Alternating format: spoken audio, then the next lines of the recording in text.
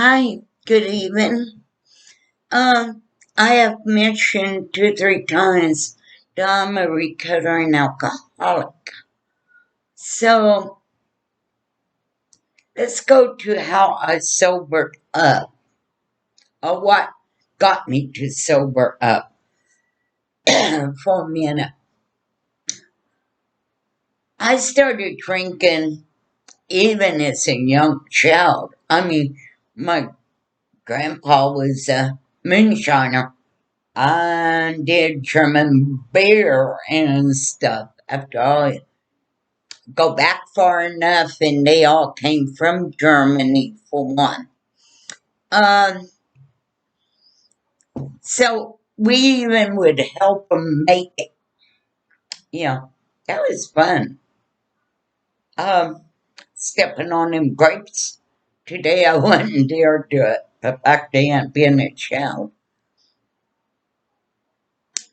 Um, as I got older, and of course, my uncle had a bar. And sometimes my mom would take me in with her to the bar.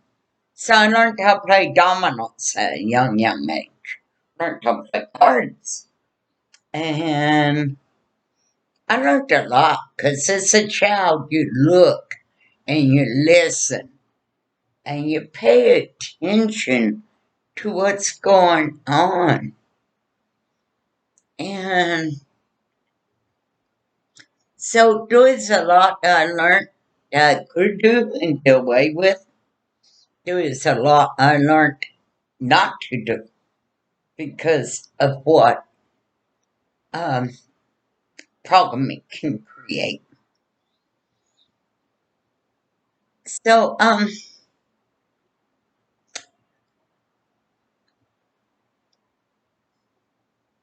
I'll come to this story later, but by the time I was 12,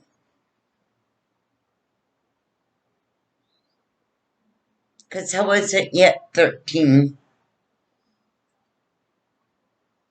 um, I'm going to say maybe June, May, June, because it was after my 7th grade principal and after my experience at State Hospital that my mom and I got into it.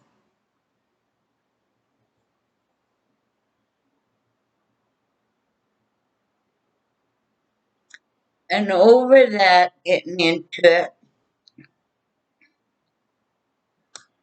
I had a bus ticket bought for me from Deming, New Mexico, to Tucson, Arizona.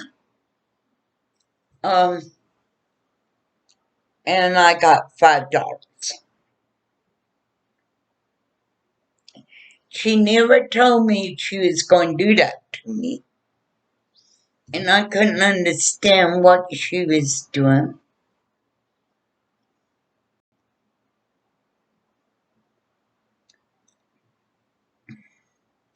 I was crying and crying. Why? What? Why am I getting put on this bus?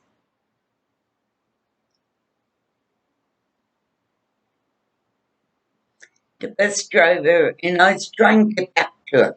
I didn't want to walk up them steps.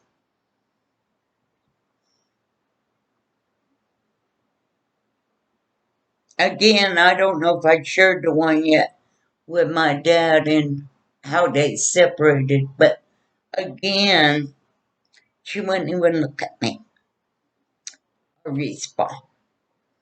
She wouldn't even say, I love you, I care, nothing.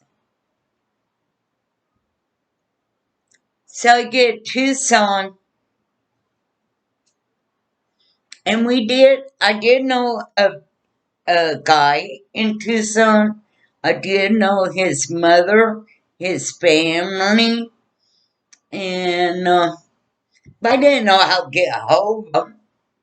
He had moved from Deming and went to Tucson. So I found somehow I got to the AAA truck stop. And somehow, well, I spent that $5 and called my dad in Fresno, California. And that only didn't want me talking to him. And she did finally put him on.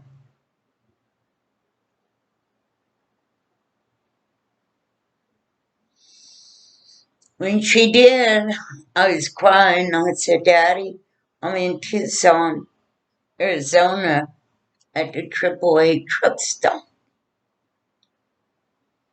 Will you come get me?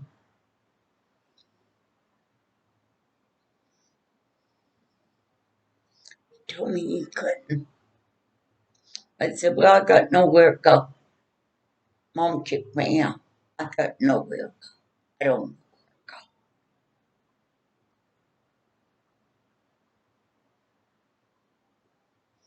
Now, at that time, child welfare did not even exist.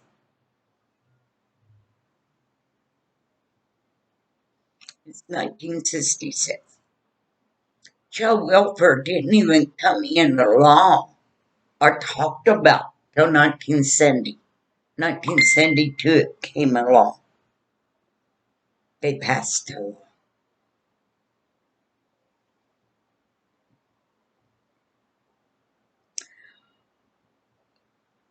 But Daddy said, I'm sorry, I can't do it. And I knew legally he was as I shared earlier, a biological father, nor did he sign my birth certificate. But then I got a different side story too, so I don't know what's true there. That he is my father. Then he went to serve in World War II, which he did. And when he got out, which I got the draft record, now through family history, that they got married and I was a year old. And I got all them documents now and it adds up. See, that story's more true. But I don't know. But however, I do know his name was on the birth certificate. And one, he wasn't here at signing. Two, him and Mom was married. And I know my mom got pregnant working at a restaurant in Wanoka, Oklahoma. And now that I'm doing family church history with my church and the roots of my family, I have found most of my dad's family was from Arkansas and they're in Oklahoma.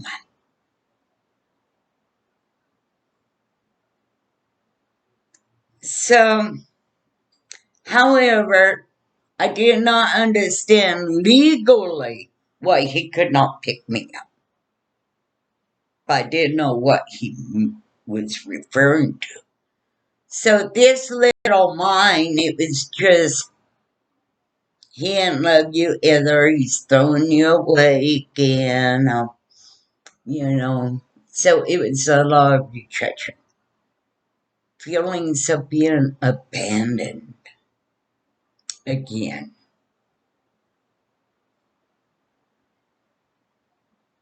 Not until a few months ago, did I even relate my abandonment feelings to that day. I really didn't. Or to the day he left me at the juvenile detention. I was one, oh, it's the past, you gotta leave it, bygones, bygones. And yet I knew inside I wasn't leaving it very good because I'd be full of anger and I would drink.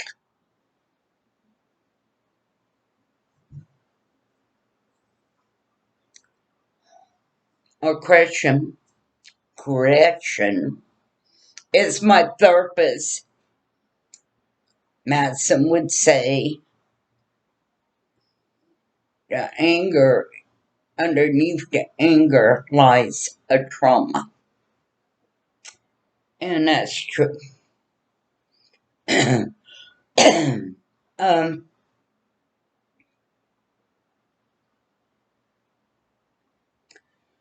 so I started drinking. I did find where Buddy was, but I don't know. My memory is gone to a lot of it. And maybe because it's not time for God to reveal to me, because He says I don't put more on you than what you can bear. And maybe I'll never remember. So a lot of this might not make no sense, because I'm giving pieces and bits.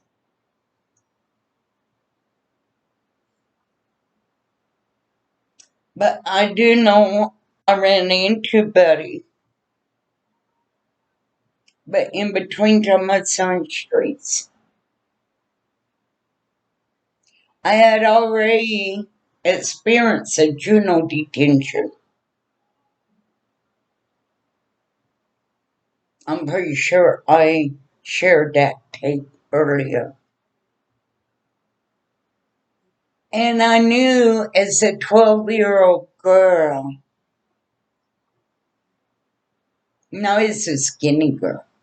It's a skinny girl. A very small, petite, skinny girl. That I couldn't be found on streets. I mean, after all, what you do? Do you tell the cops, oh, my mom kicked me out? One, they wouldn't believe it. Not back then. Two, I would more than likely be put in a Virginia.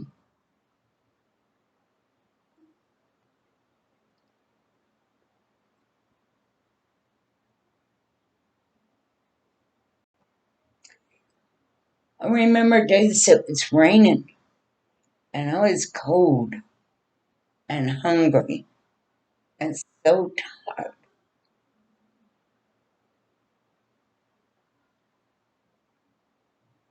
and being dirty.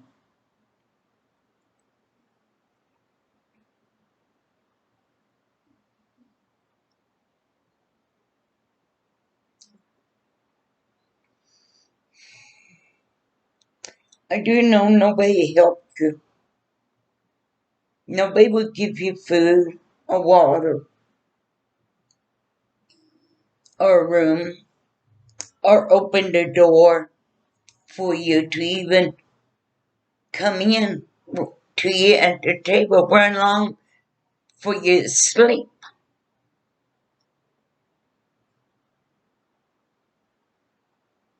I don't know how I got off the alcohol story, but apparently there's a reason. I trust my spirit to take me where I need to go. So the only way was to hit on them streets and somebody would pick you up. Other than me already being a child of incest and different race, I was again there. And my dad's words for a long time was, you women are good for nothing but two things: having babies and getting married.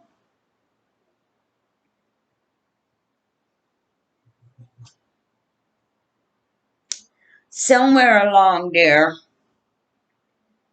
before my 13th birthday in August of 64, I did run into Buddy.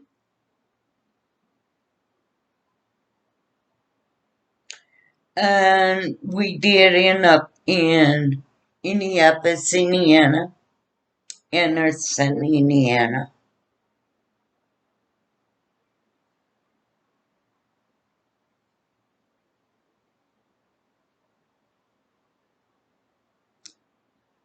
And I again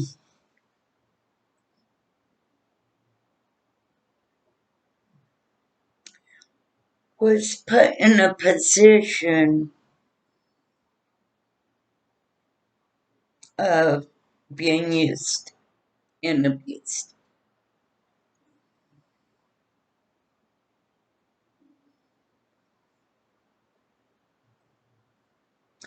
And with my dad's words, we were only good for two things. How I had no self-worth.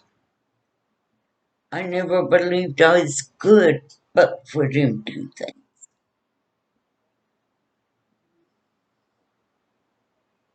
That other than that, I didn't even have any responsibility but to do them two things.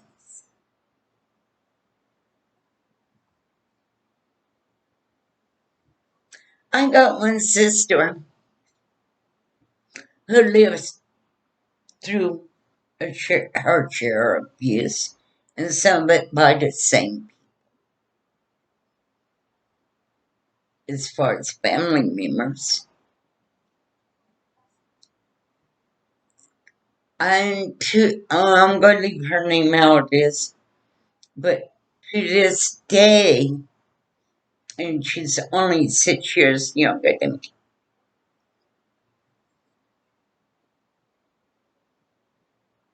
she had 6 children and gave them all up. It was like buying a gallon of milk. There was no emotions. There was no emotional bond. As a matter of fact, I knew each time she was pregnant and had a dream, I would call her and tell her, "You're pregnant." I knew when she was going to go in labor. I would call her and tell her she's in labor. No, no, no. Well, she had 3 of them at home because she didn't believe me. But she had no emotional bond.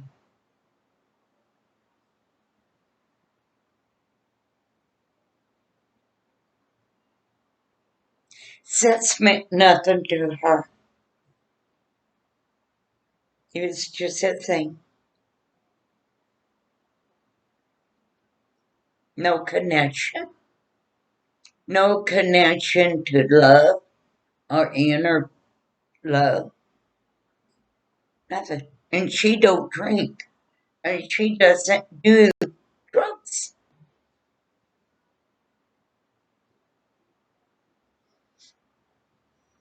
But it means nothing to her.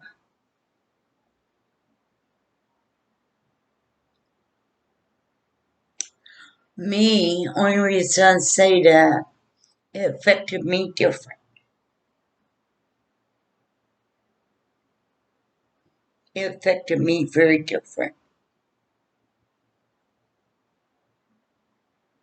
I was very emotional.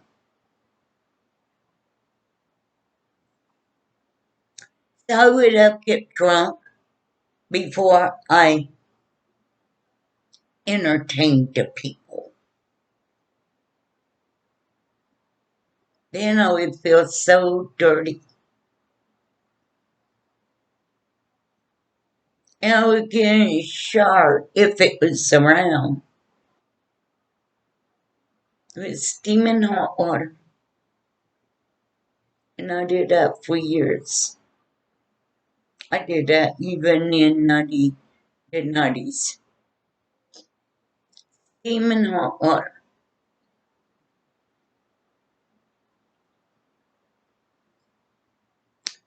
so steaming that the room would look like a steamer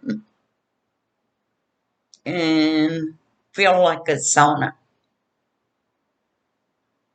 But I couldn't feel it.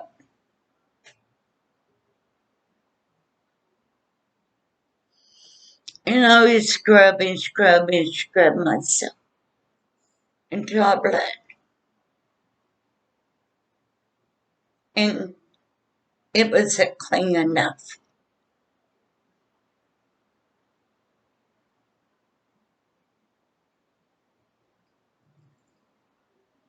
I just felt like I wasn't clean.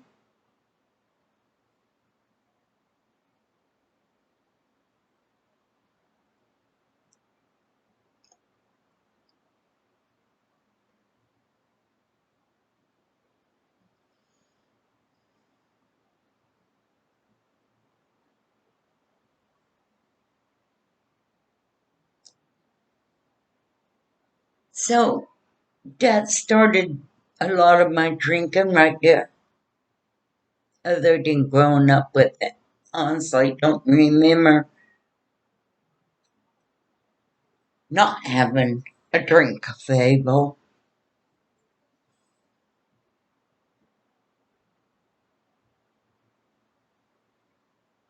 So it didn't take very long to be a full-fledged alcoholic, as they call it. To me, it didn't take long to be alcoholic. In AA,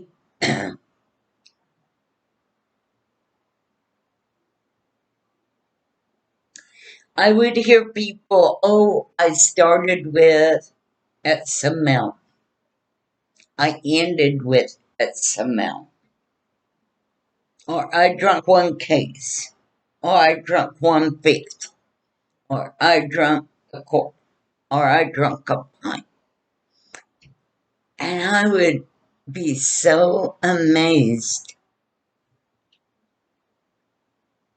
Because I go, then you all were not an alcoholic like I was. They would look at me.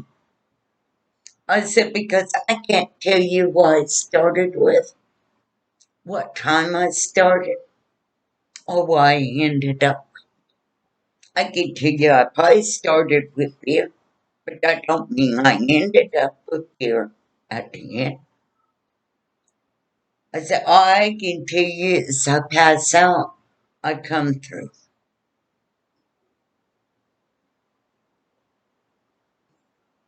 They would look.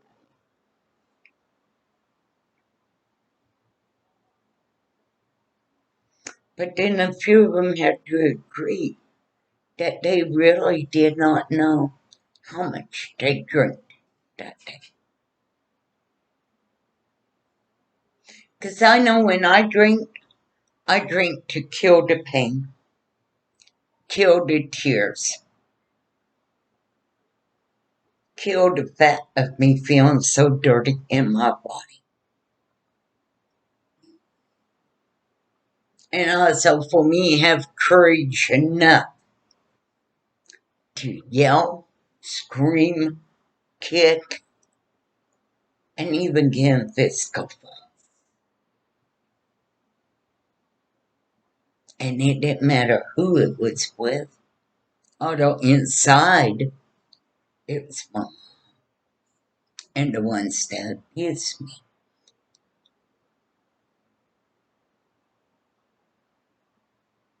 People will go, why hold it against your mom?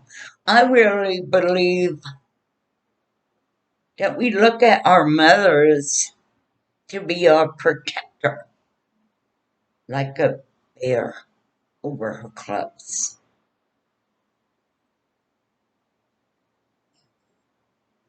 And I really think as daughters, our moms are too.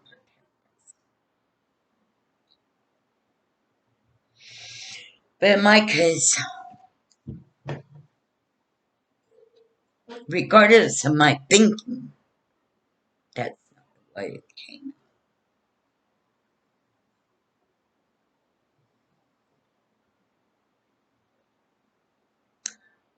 I know on August 13, 1966. It was my 13th birthday.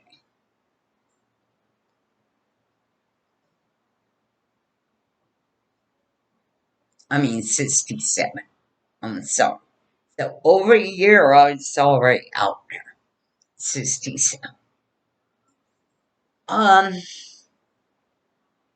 I had an ID card from New Mexico, had an ID card from Indiana, had an ID card from Florida, had an ID card from Oklahoma. I had a Social Security card from every one of them states. At that time, you didn't have to show your birth certificate. You didn't have to show any information. You could just walk in, fill out a form, and you got your Social Security number. You just say, no, I never had one. Oklahoma, you were able to drink at age 18. So I had an ID card saying I was 18. Tennessee, you were able to drink at 14. So I had an ID card showing I was 14. Indiana, you could work the bar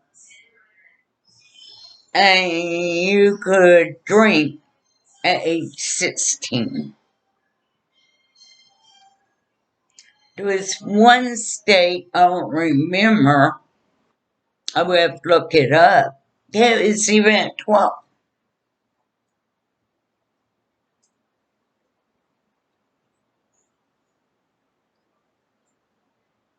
So it's interesting on my family history. Somebody one time, how could you have more than one Social Security number? Well, I'm 67. I think I've had 10. Don't ask me to remember them all.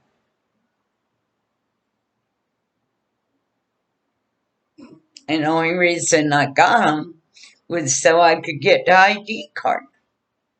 Because your ID card had to have your social number on them.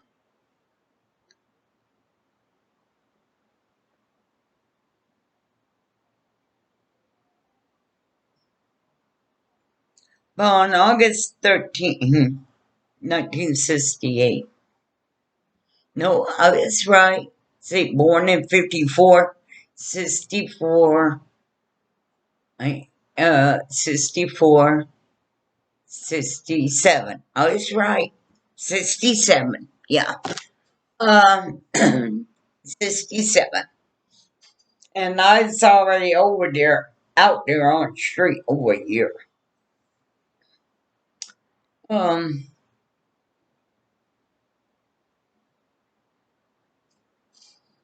I got beat up real bad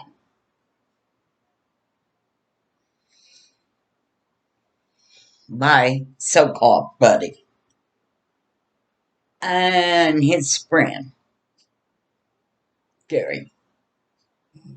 And it's interesting, we were in Gary, Gary, Indiana at that time. I mean, his name was Gary. But Buddy's one beat me up and put me in a hospital. And I honestly think I was pregnant at that time.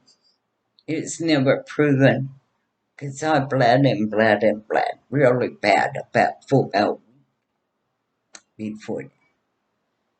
And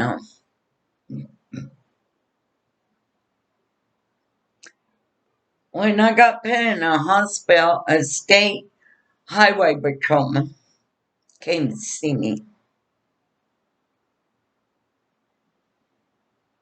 And I cried and I told him what happened. And I told him what my mom did to me. And I told him why my mom did it.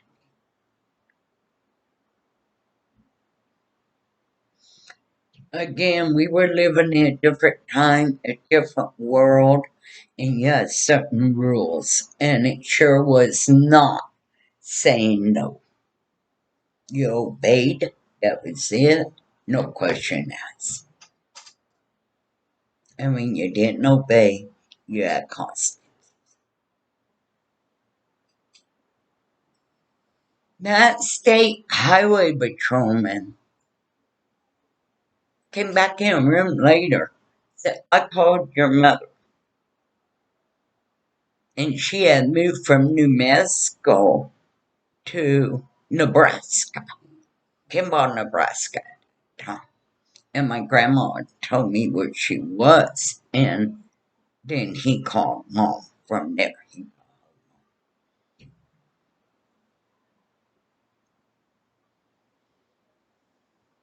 She had 48 hours to be in Gary, Indiana, to pick me up, or he was going to have her arrested from Nebraska for abandoning her daughter. Well, needless to say, she showed up. I'm going to end it here in a minute.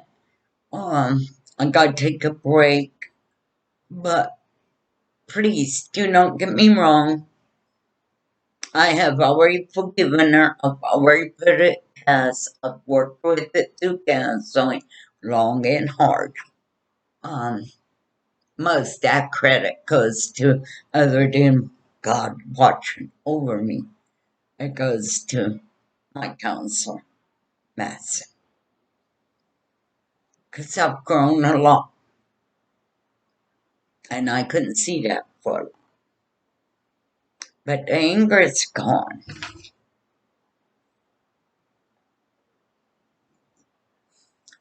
So, again, I'm not here to judge nobody. I'm not here to condemn nobody. I'm not here to throw fingers at anybody. Just to share a story that I think will help people out there that's going through the pain.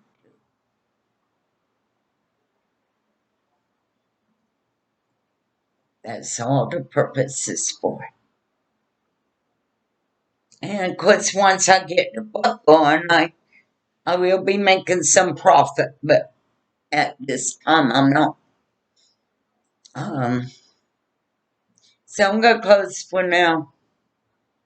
I really need a break, and stay tuned and remember you're amazing, and let God heal you. He can heal you. He is there. Even when we think he's not. Even when we think he's forgot about us. He didn't. His promises are. And separate. I know me. I had to separate. God didn't do this. So I would say, what God? You know, why God? If he loved you so much, why? But I had to separate. He did not do this. And he didn't do it.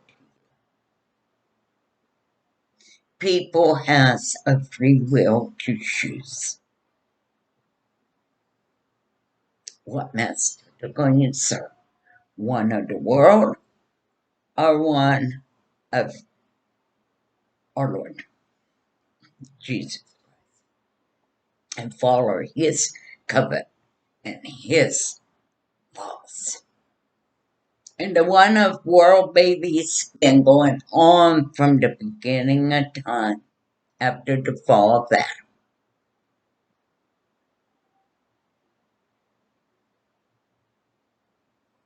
But God didn't do it. And when you can separate that, you can start healing inside. Or as my counsel put it, you're taking the Band-Aid off and then it heals. And I'm just learning that if I had as much faith as I had for the physical body and the outside, and would apply it to the inside and to my broken heart, internal, not just external. It would have been so much easier. I pray you find that. Thank you.